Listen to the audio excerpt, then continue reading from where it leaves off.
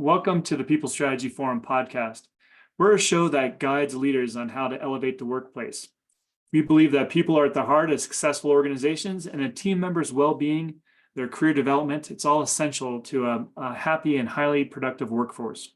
So this show discusses the practical and effective leadership strategies that help top executives and senior professionals really hone their skills and make a difference in the workforce. So we have a special event today. We have our very own Shar Miller that is going to be our main host in discussing some very important details. And so we're going to be diving into a critical and often overlooked aspect of leadership, the executive oversight of substance dependency. So guiding our conversation is going to be Shar. She's a trailblazer in talent management and the founder of HR with a Heart. She has over 25 years of experience, and Shar has shaped careers around in HR and also in with her people. I mean, I call her a serial entrepreneur, so she's always doing something new, and she has an exciting new path that she wants to share with us today. So I'm really happy about diving in there. But she's been doing some transformative work at the Strategic Thinking Institute. And she also has significant experience with giants such as Kaiser Permanente, Vail Resorts, and also has honed her expertise over the year. So today, Shar is going to help us understand the important topic of substance dependency, especially among the leadership team. And she's going to help guide us on how leaders should be thinking about this topic and to help their organization and to stay out of hot water overall. So welcome, Shar. Thank you for having me again. Yeah, absolutely.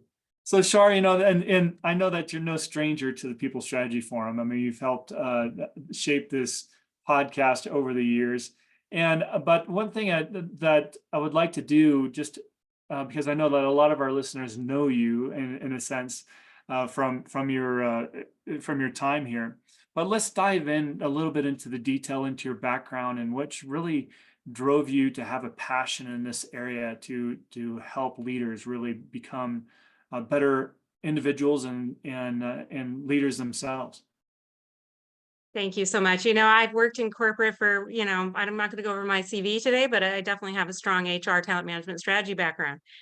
And I jumped into entrepreneurship and started running I was a founder and owner of a very successful multi-million-dollar business because I applied my talent management strategy aspects and vision to my company, which was a real joy as my own business owner.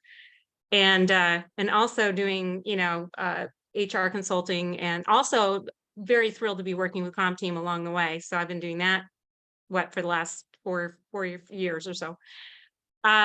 So I really am passionate about talent management strategy. I really am about progressive and innovative talent management strategies, and not the typical type of programs and flavor of the month programs that often many HR departments and talent management departments have.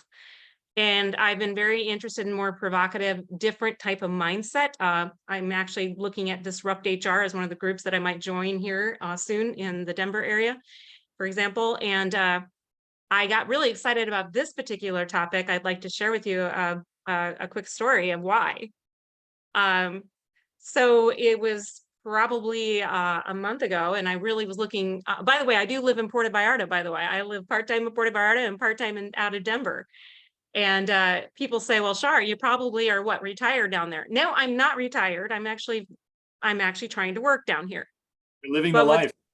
Yeah, it's kind of difficult. Right now I'm looking at palm trees and I have a 5-minute walk to the beach, right? But I have to be productive, I have to be effective, and I have to be self-driven to assure that I'm being, revenue generating and partnering with CompTeam and my other consulting type of programs, that type of thing. So it was interesting. One morning I was sitting on the back patio and I'm always a story person. I was looking at my back patio and I was noticing neighbors, popping beers and smoking cigarettes and doing all that stuff on the patio at 9 a.m. They're in vacation mode. Meanwhile, I'm doing these forums and I'm sitting here trying to work. And also I was thinking, well, that's interesting. Well, I'd like to be on vacation right now. And then I started really thinking about the executive experience. was thinking about how do executives deal with, dependency and that type of thing. I decided to do some research, and I really found some amazing research like Andrew Huberman, which I'll talk to you a little bit later. And I really started analyzing drug dependency, alcohol dependency, medication dependency. And I got very excited about the fact that there's really some evidence that the C-suite can be, or the executive teams can be really impacted negatively by substance abuse. And not only throughout their organization, but also reflecting on themselves as a team. Right. So yeah, I was originally looking for more of my personal self, improvement. But then I realized, wow, this is a real oversight for our executive teams. And so I started really researching this, and I started delving into some statistics. So, I mean, this is phenomenal. So I went to the National Center for Drug Abuse Statistics, which anyone can go to and Google it. And do we realize that 21.4% of people 12 and over have illegal drugs or misused prescription drugs in the last year? And this is recent data. The data is staggering. And then I Wow. started exploring, well, let's look at the actual statistics for the executive C-suite level, strategy level positions. And I saw statistics anywhere 9 to 13%, depending on, what data you're evaluating, of C-suite executives having problems with alcohol or other drugs. So Sam and I were talking about this a few weeks ago. So let's just say that 1 out of every 10 of your C-suite, 1 of every 10, just based off general statistics, Mhm. has some kind of dependency problem. And according to the statistics I evaluated, that's a good number, don't you think? Statistic guy, don't you agree, Sam? Yeah, basically, if you're a large organization, that means that likely somebody on your team has a problem, with those kind of stats, for sure. So I really started evaluating, the impact of the organization and the impact on overall business results, and also looking at the executive team's capability to think, to plan, to act strategically, and to set direction, and also create an advantage to achieve their goals. So I'm being very strategic these days because I'm my partnership with the Strategy Thinking Institute with Rich Horwath. But I really started evaluating, how is this really impacting our business? So I like to call this, I want to create a meme, Sam, I like to create memes. I'd like to have the hungover elephant in the boardroom. Ah. And I don't know about you guys, but have you not noticed? I mean, particularly if those of us that are quote seasoned have spent a lot of time in the boardroom, have spent a lot of time at the C-suite level, and we can tell when somebody maybe is hungover or not on their game or not thinking clearly, unfocused, scatterbraiding all over the place, and it really impacts the dynamics of that team. Mhm. Also, if you have poor meeting management issues, talk about the overall impact. So that's what I want to talk about today. Because ultimately, I think if an executive team really wants to have that competitive advantage and they want that organization to differentiate themselves rooted on all their capabilities and the talent of their capabilities, let's think about the executive oversight around dependency in the workplace as well as the C-suite. Take a look at the mirror, look at your own elephants in your room.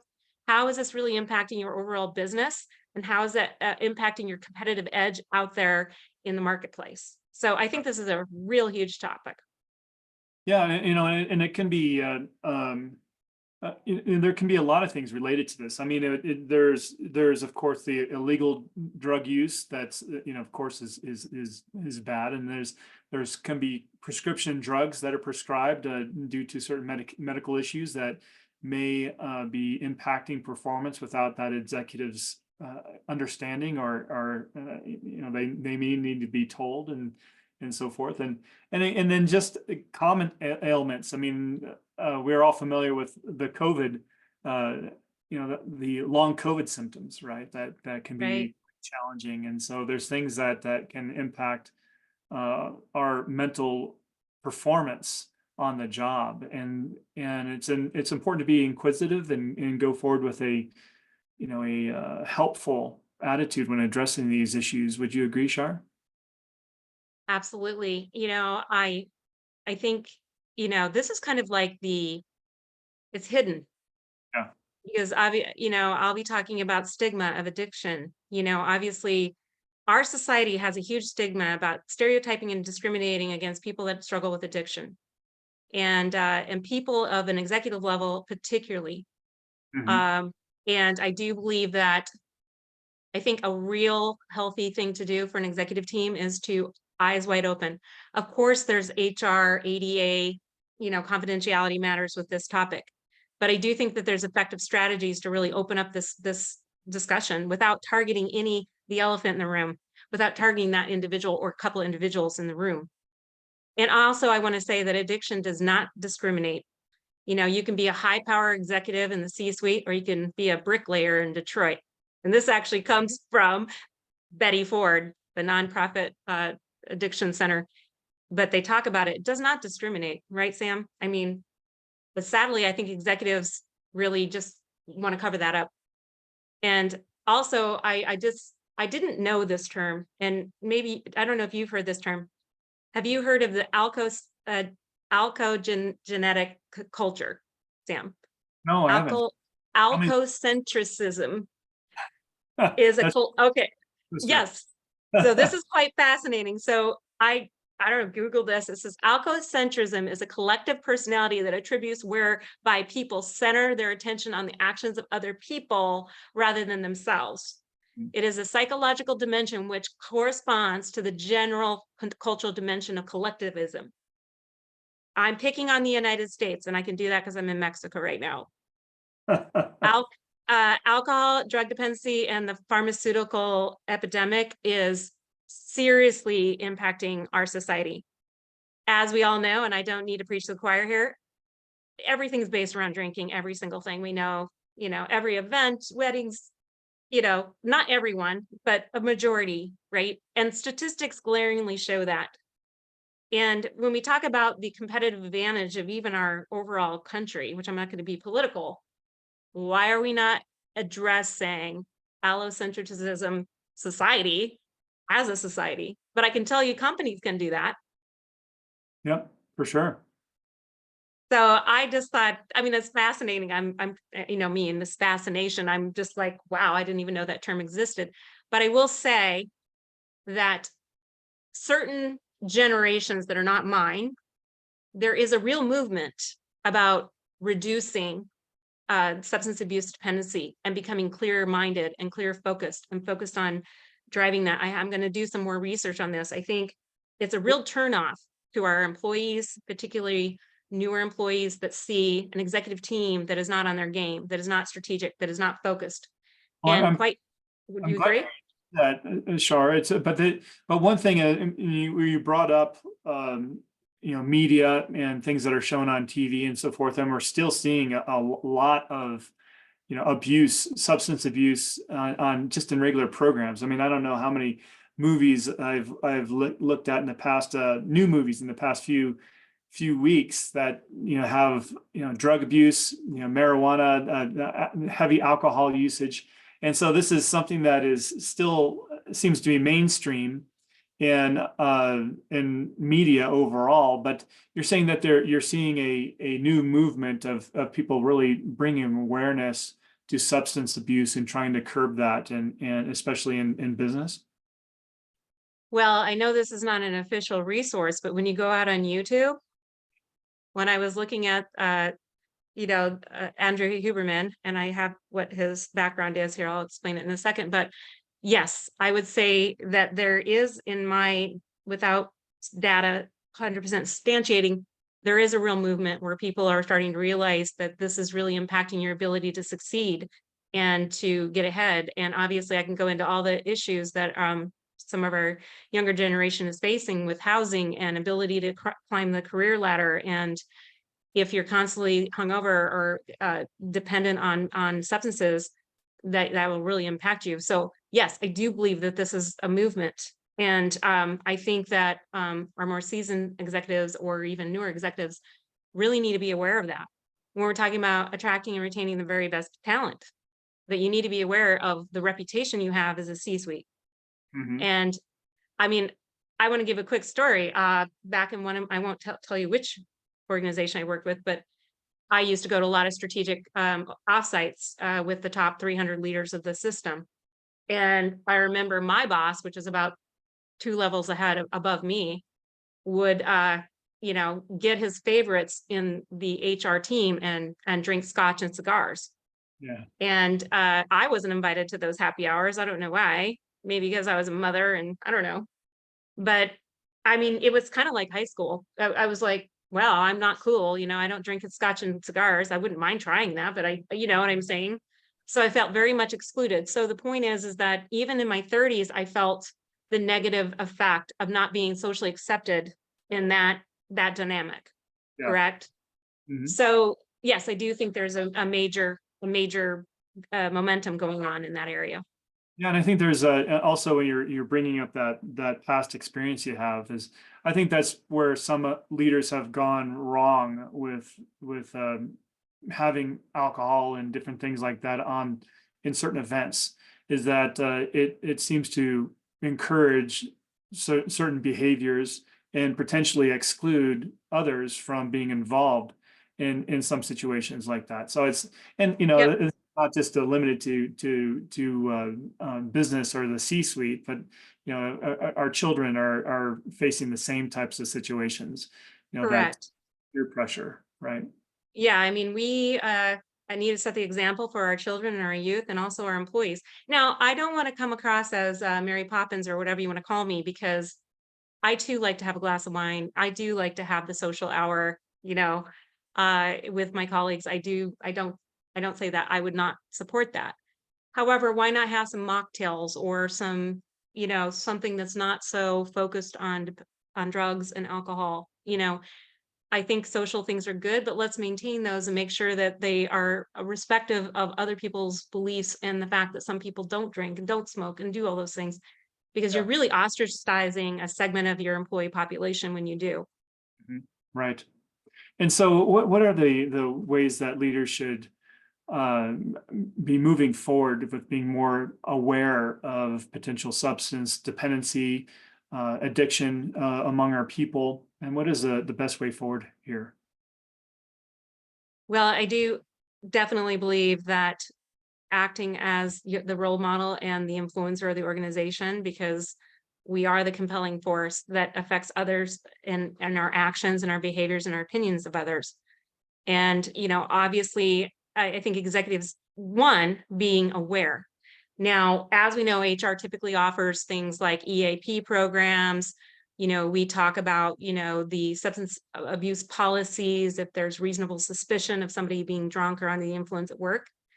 However, we don't really look at the overall cognitive impacts and the lack of clarity and focus when people are, even from drinking, binge drinking from the last weekend on Tuesday, how that really impacts, your overall discussion and clarity in the boardroom. Mhm. And I think, in my opinion, I think it'd be really good. This is a very sensitive topic, and I think that, we need to maybe be more vulnerable as a C-suite team and not target particular people in the room, but let's talk about a particular strategy just to become aware. So, for example, I started going out and doing some research and really looking at the impact of the statistics on organization effectiveness, and also things like looking at, this is absolutely incredible, but looking at the physical impacts of how this really affects you. So did you know that, I just pick on drinking for a second, your brain shrinks through the limbic system, and also your frontal lobe is impacted because you don't know the right from wrong. Mm. And then amygdala. I mean, these are things in the brain. Can you tell I researched this? Yeah. Overly sensitive to extreme moods resulting in worry. You kill white blood cells in the brain. And this, I mean, there's all kinds of things, ethanol, acid, needlehyde to acetate. Okay, Yeah. well, if that is in your brain, how are you thinking clearly and cognitively and doing strategy planning and goals and initiatives and assuring that your leaders are really being impactful? I suggest that maybe the talent manager or HR executive talk about this in their talent management strategy. Mhm. Let's talk about the overall statistics in our organization. Let's talk about how we can be on our game and get that competitive advantage. Let's look at the physical impacts on our executive team and how we can make a difference. If there is favoritism going on, various behaviors as a overall organization, such as social hours or happy hours, or great, that's great. People can do that. But I think that let's really evaluate how that's impacting.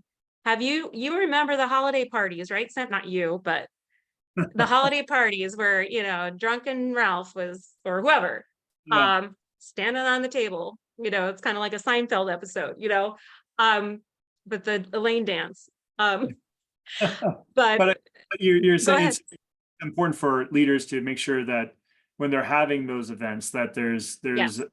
there's alternatives, those mocktails as you're talking about, making sure people feel comfortable, being a non-drinker or not participating in certain of those activities, and making them feel welcome and included still, right? So I think Yep. there's that leaders can do, and bringing awareness to the issue, as you mentioned, is quite important. Mhm. Are there programs out there to help guide leaders to introduce more awareness around dependency? Absolutely. I think there's internal and external resources in this area. When you're evaluating, your organization, taking a look at, employee engagement and education around having a safer workplace. So you already have policies, or most companies, at least larger ones do, that really evaluate it. We already have, expectations as employers when it comes to, particularly in the safety sensitive areas. I think sometimes we kind of zone out on those type of dialogues because we don't really think of dependency really impacting overall safety. Mm. Also your EAP program, as an HR person, I know many of our employees, you'd say, go to EAP. We have behavioral support for, particularly in the healthcare background, which is mine, but to really support professionals when in need. So encouraging your executives and employees to really take advantage of those benefits.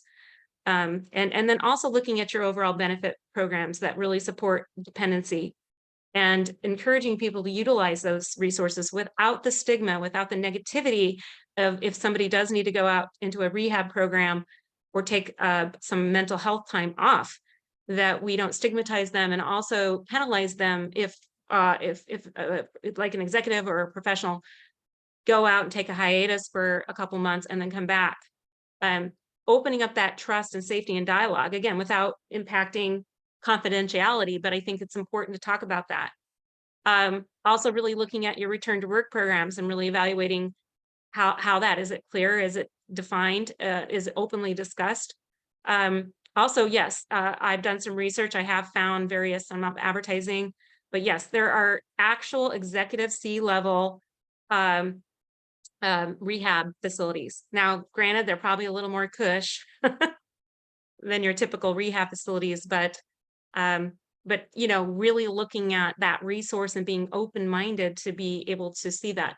Also, I think it's difficult. I have actually sat and seen some of my colleagues, and probably even myself at times, where I was not on my game. I'm being quite honest with you. But to be open about it and say, hey, we had that executive meeting and we were talking about various strategies and tactics, and I felt that we were going off the discussion and identifying, well, I see some signs of, something going on with you personally, physically, that kind of thing, and just starting to open it up. And I think that if leaders are aware of that, and then aware of those resources to provide our employees and leaders, then the stigma will reduce and we can openly talk about it and address those concerns. That's great advice. Well, so as we're thinking about, the main things that we want our listeners to be aware of in this conversation, I mean, what are the top things that you want our listeners to walk away with today? So when I talk about the executive oversight, I really do think about what is your competitive advantage. And I did talk about this earlier. And again, let's go back to the 1 out of every 10. I mean, just on statistical, can you imagine the difference that you would make if you help to address this problem in not only your C-suite, but also your overall organization? Can you imagine if you can make a 10% difference in your organization's effectiveness to reach skills, strategies, goals, competencies, capabilities?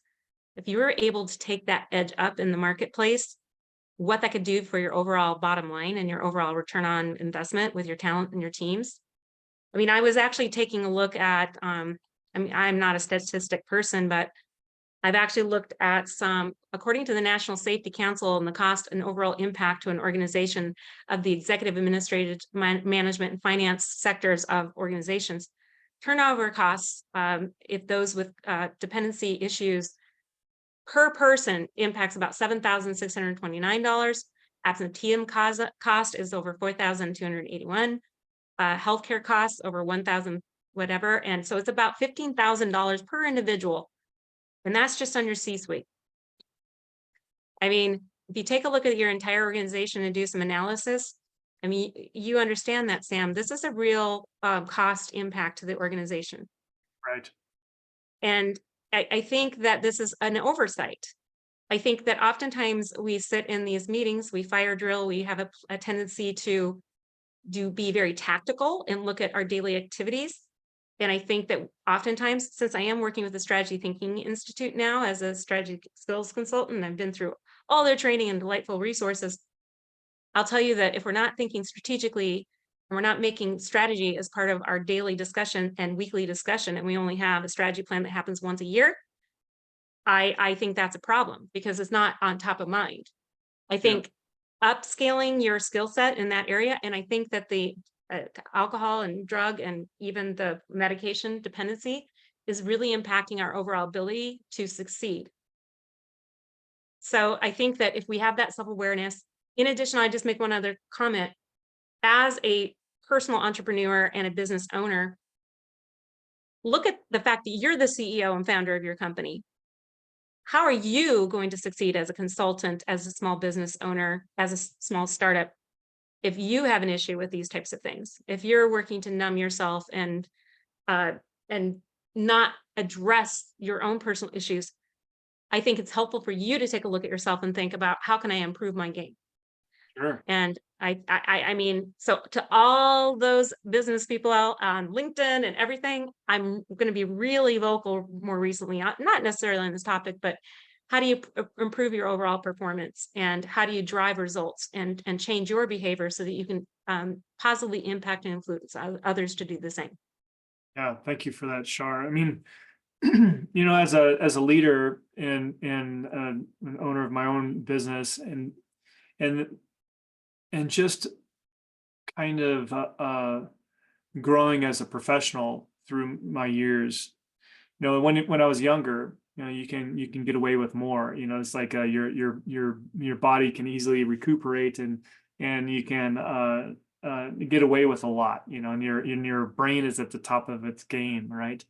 But as we all age, we need to, as leaders and executives, we need to make some hard choices in what we're doing on our daily life to ensure that we retain that competitive edge. You know, the mind does slow with age, and that's true. And it doesn't mean that we become more foolish. I mean, of course, it's known that, you know, older people can become very wise, right? It's nothing to do with that, but just as far as processing and so forth can slow. I mean, that's a known physical fact. And so making sure that we're living a healthier lifestyle is critical, ensuring that we're quite aware of our mental health. We're taking time for ourselves. We're taking time to take breaks and enjoy our life. We're thinking about curbing back some of those dependencies or those addictions, as you know, whether it be caffeine or alcohol or whatever it is. And you know, those are things that can be trimmed away to help us perform better as we age. And so I think that as leaders, increasing exercise and trimming off some of those negative habits can help us be more competitive and stay on top of our game. And frankly, it's our duty to do so when we're leading people, and we have a lot of things on our responsibilities on our shoulders. So we need to be more responsible. Well, speaking of wellness, and again, that if I shared my very vulnerable personal story where I really wanted to look at my own health and fitness, you know, it's like a lot of people just trying to take off the last whatever pounds I need to take off and tone up and all that. I've been trying to take more walks on the beach and that kind of thing. But again, when I'm going to bring up Andrew Huberman again, because So by the way, he's a tenured professor of neurology and ophthalmology at Stanford School of Medicine. Okay. And I'm not here to plug him because he doesn't even know me from Adam. But what was fascinating is I've always known that the dependency in my family, and because I do have some of those issues in my my mom's side of the family. And I knew that in order for me to be the top-notch executive, I needed to address it. But it was fascinating when I really looked at the actual physical aspects of why am I dealing with anxiety? Why am I dealing with worry? Why do I feel like I need to numb something to be ahead? When I actually didn't drink for a month. You always hear about these dry Januaries, and dry Octobers and various things. Do you realize on day 2, I was literally looking at my beautiful palm trees here, and the palm trees look clearer. Oh, yeah. The little bird in the tree. I mean, seriously, I was like, oh, I didn't notice that hummingbird. I was hearing things. Literally, my senses were awakening. Right. That was on day 2, and that was completely sober. Nothing. I mean, even the weekends, nothing. I watched the behaviors of my lovely friends and people that I surround myself with, and I was like, wow, this is really cool. I'm totally sober and just watching other people. And I was able to process and articulate myself better, more focused, clear-eyed, making better judgments. So I started really delving into the research just for my own personal, and then that's when I became aware that this is an executive oversight as well. Yeah. And but I think that executives obviously are A++ people. I mean, students, let's say, or maybe they were, unless they drank too much in college. Speaking of frats and stuff, but however, I think that scientific data, research-driven data and research is really interesting. I think that's a very good way to catch the attention of those intellects on our team. Right. And I think honestly, as talent management strategists, I've been there at the table. Oh, let's work on our employee engagement plan. Let's work on turnover. How can we have quicker hiring times? I think HR people in general, not to typecast us, but I think that we tend to focus on the tactical things that we can do in HR to make a difference in our overall culture. But I think oftentimes we don't look at overall cultural behaviors and the underneath of what's really happening I call it the underbelly of the organization. Yeah. I mean, I had a talent management strategy that was size 8 font, which was 8 pages long. I wish back in 2016, when I drafted that monster of a talent management strategy, but when I was working with the Strategy Skills Institute to refine that to keep it to one or 2 pages. But secondly, I think that it's not just the tactical activities. We already do hiring retention initiatives. We already know that we have a shortage of our talent, and there's a shortage of talented workforce. In fact, I recently saw a statistic. Well, I don't have the statistic in front of me. We know that high-tech talent is hard to find right now, right, Sam? Right. High-tech talent, attracting and retaining excellent with the AI boom that's going on. We don't have the capabilities and competencies of our talent. So I recommend that we all perhaps take some blinders off, dust off that talent management strategy plan that's 8 pages long and size 8 font, where we have to have our little reading spectacles to read it. And do you not agree, Sam, that if we actually start talking about these type of more interesting topics that really impact overall behavior, that our executives would be in tune to discuss? I mean, what do you think, Sam? Absolutely. I mean, I think that's you're providing right now a great service in just talking about this particular issue. It's not something that was, I think, is on the radar. I mean, in HR for the past several months, several months at least, we've been talking about the importance of mental health, and this is of course part of that. So Mm-hmm. a very specific issue that you're bringing awareness to, and I think that it's important for leadership to go out and make sure that their people are supported in this initiative, making sure that they're setting the right behaviors. So thank you for bringing that up, Shar. Well, I will tell you, I see a strong partnership in one of our former speakers, Andrea Papp. She wanted to join us today. I don't know if she was able to, probably because I didn't get a link in time. But at any rate, she's about wellness and wellness coaching. And, I really, even personally, have really been looking at my time blocks throughout the day to be more effective, and 90-minute time blocks, assuring I get some sunshine in the day, assuring that I'm getting the right diet throughout the day, obviously getting some fitness and exercise. Obviously, I have some work to do. And, that's why I like this new program at Strategic Thinking Institute, because it's called the Strategy Fitness Program or platform, and really looking at your overall fitness, not only as an operation or a business, but also your personal health, your personal type of well-being. And I think that executives today that are really top performers really have started to refine that and take a look at themselves. So is And that workshop that the Institute provides? absolutely. In fact, now I'm a strategy skills consultant. I do a lot of business development, type of thing. Yes, they have a strategic fitness platform, and I love it because it educates executives on how to be strategic. It provides all the tools and templates and all those tools. It teaches you how to utilize them. If you have a chief officer of strategy or somebody that's in line with strategy, I see a strong partnership with strategy and talent management. I think in learning development and organizational development. And I think if you have a platform like this, and I'm not here to just sell that platform, but I'm telling you, it's one place that you can house all of those things. You can keep all your strategies and things like I'm talking about housed in one spot, your competitive advantage, your market analysis, all of those, your business model, refining your business model, because that needs to be refined throughout the years. So yeah, and if anybody is interested, why don't you just, if anybody's interested in some of these free resources and free demos that I'm talking about, particularly the Strategy Institute, just get on LinkedIn and find me, Shar Miller, HR with Heart. You'll find me out there, and just message me and I'll send you. Also, I think it was really exciting, and I was super thrilled because I just started working with these folks a few weeks ago. They gave me resources, and I went through something called the Strategy Man. And what's super cool about this, I'm super jazzed. It's entertaining. It's basically a comic book. It's like a comic book, but it goes through all the principles of strategy. And so there's actually these folks that are, let's say, the type of demons out there that sabotage your strategy plan, and then you got your superheroes that come in and save the day.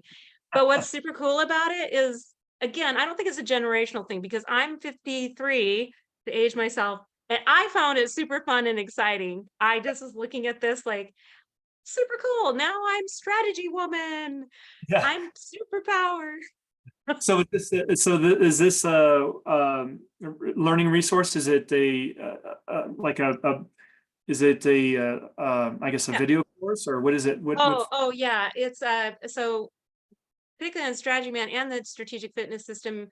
Yeah, they're learning platform, education videos, practice quizzes throughout. You get little badges that inspire you to proceed, and then places to house your progress and in your development. So I have to tell you, I put myself through this the last several weeks because I want to start working with this company. I'm so honored to do so. But yeah, I've literally been like crushing, trying, late night, trying to get through these programs, and I'm so impressed with myself. I think I can articulate strategy better than I used to before. I'm not there yet. I mean, obviously it would probably take many, many, many months. But yeah, the platform, the learning modules. Also, a Strategy Thinking Institute offers workshops, keynote speeches. I think it's 6 national best-selling books. And so my email has those books, the hyperlinks to those books.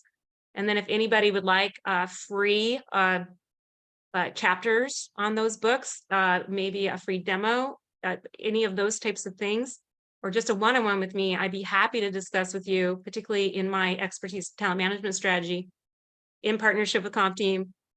The Strategy Thinking Institute, I think, is a way to have that competitive advantage. So if anyone's interested, you could just message me and I'll be happy to forward those things over, or even collaborate.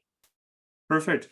Well, I know, Char, you've given us a lot of things to think about today. I mean, these And I'm super excited to hear more from Rich Horwath and the Strategic Thinking Institute and your experience with them. As I think that we should do another show with Rich and you talking about some of those resources. That'd be great. So you think Well, would I appreciate that. I really do. And I know he will as well. He was a great guest speaker. I think he was a few weeks ago. And yeah, I think the marriage of all of these things are really, really vital, and talking about these crucial topics is really important. So if anybody wants to get that the competitive edge and really up your game, I think these are the things we could do. So thank you. We'd love to do that again with CompTeam. great. Well, thanks, Shar, for your time today. It was a great topic, and I know that it's deeply needed some awareness. So thank you for bringing that to our listeners. Well, thank you, Sam. It's been my pleasure working with you for the last several years. And I'm so excited that we'll continue. So thank you so much. All right. Well, take care, and we'll see everyone next week on the People Strategy Forum. All right. Bye. Bye.